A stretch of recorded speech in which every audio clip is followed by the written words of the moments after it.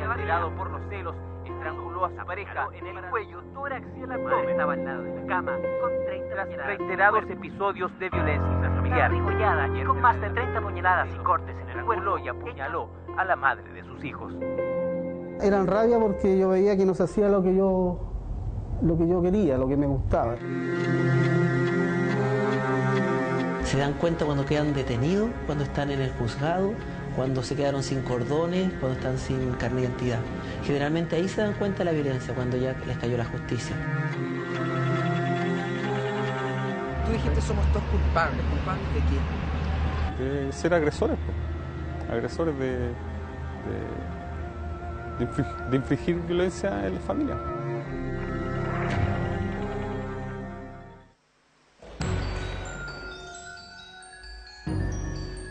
A través de la danza, Andrea y Nicolás representan la historia de muchas parejas. Llevan 5 años realizando este montaje, pero cuentan que su experiencia más reveladora fue la presentación que hicieron en una población de Recoleta.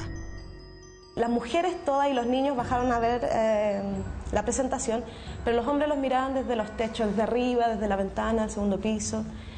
Y me llamó la atención que muchos hombres no participaron de la presentación. Otros se retiraban, otros incluso cerraron la ventana. La violencia entre parejas instaló el concepto del femicidio, que solo este mes ya suma 4 mujeres muertas. Historias que se hicieron públicas demasiado tarde. Según los especialistas, el problema está en que las políticas públicas están enfocadas sobre los efectos, pero no sobre las causas de las agresiones. Por 2 razones. 1, porque la prioridad se fijó en generar mecanismos de apoyo, como las casas de acogida para las víctimas. Y segundo, ¿no es cierto?, por una medida o una visión cultural en el sentido de que estos eran todos unos bandidos y que lo único que había que hacer con ellos era cárcel. Para proteger su identidad nos pide que lo llamemos Rodrigo. Tiene 2 hijos, 44 años, y hasta el día en que agredió físicamente a su esposa llevaba 16 de matrimonio.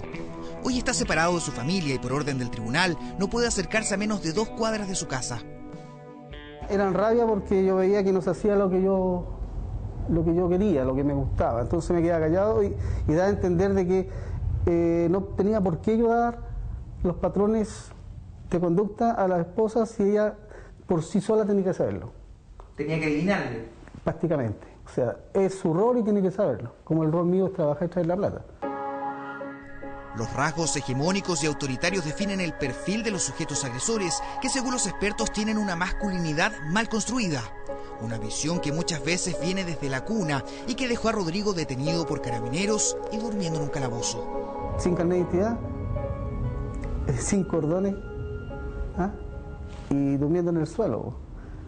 Ahí usted se dio cuenta. Ahí me di cuenta, claro, porque hace como, 20 minutos atrás yo era el profesional que tenía familia, un buen pasar, y resulta que ahí no tenía carnet de identidad, o sea, no era NN más encima. De lo que se trata es que el hombre asuma su culpa y su responsabilidad en el hecho. Pero ese es un fenómeno que lo tiene que hacer interiormente y que las leyes o los tribunales no lo van a poder producir. Carlos cuenta que su historia partió con agresiones verbales, después empezó a romper los objetos de su casa y finalmente terminó ejerciendo violencia física contra sus hijos y su esposa. Hay mucha ayuda para las mujeres, que no es malo, es bueno, pero hay poca ayuda para los hombres. El año 2005 la ley de violencia estableció la obligación de tratar a los hombres agresores, pero el 2008 el Ministerio de Salud decidió dejar de atenderlos. No se les atiende más. ¿Por qué? Porque el Ministerio de Salud decidió no subvencionar, no pagar la atención de hombres. ¿Y qué pasó con esos hombres que no fueron atendidos nunca más en los consultorios? Se quedaron sin atención, se quedaron dando vueltas, fueron rebotados de consultorio en consultorio. El 2008, cumpliendo con un acuerdo internacional, un mandato de la presidenta Bachelet ordenó la implementación de 8 centros para la recuperación de los agresores. Pero esto encontró resistencia en el CERNAM, que consideraba que esos fondos deberían ir para crear más casas de acogida. En teoría los centros se iban a crear en el 2009. A comienzos del 2009 iban a haber 8 centros a nivel nacional, pilotos para todo aquello. Pero no se crearon y solo a fines del 2009 se crean 5 centros pilotos. Los 5 centros en total tienen capacidad para atender a 150 personas. De ellos, 30 cupos fueron asignados solo a la región metropolitana. El problema es que todos los años el Ministerio Público recibe más de 90.000 denuncias por violencia intrafamiliar. Nosotros tenemos que derivar necesariamente a la red pública, los centros de gendarmería, los centros de atención a víctimas de delitos violentos, pero eso es insuficiente. Carlos y Rodrigo asisten a Hombres Libres, una ONG que sin recibir ningún tipo de subsidio están dedicados a la reeducación de los hombres agresores. Te ayudan como a nivelarte con tu esposa, a ser iguales. No sé, pues yo ahora la ayudo en la casa, con los quehaceres de la casa, lo que más puedo trato de ayudarla con los niños. ¿Y antes no pasaba eso? No, antes uno era dueño del control remoto y nada más.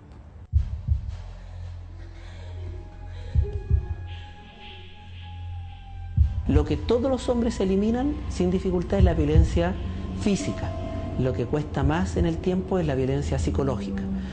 Por lo cual te podríamos decir que este tratamiento sí lo que hace es impedir de inmediato los femicidios. Los especialistas dicen que el 60% de los hombres logra rehabilitarse. Carlos incluso logró recuperar su matrimonio y Rodrigo piensa que pronto podría seguir el mismo camino. En este momento está en franca recuperación. Yo creo que estamos a puerta ya de si así Dios lo quiere, que vuelva.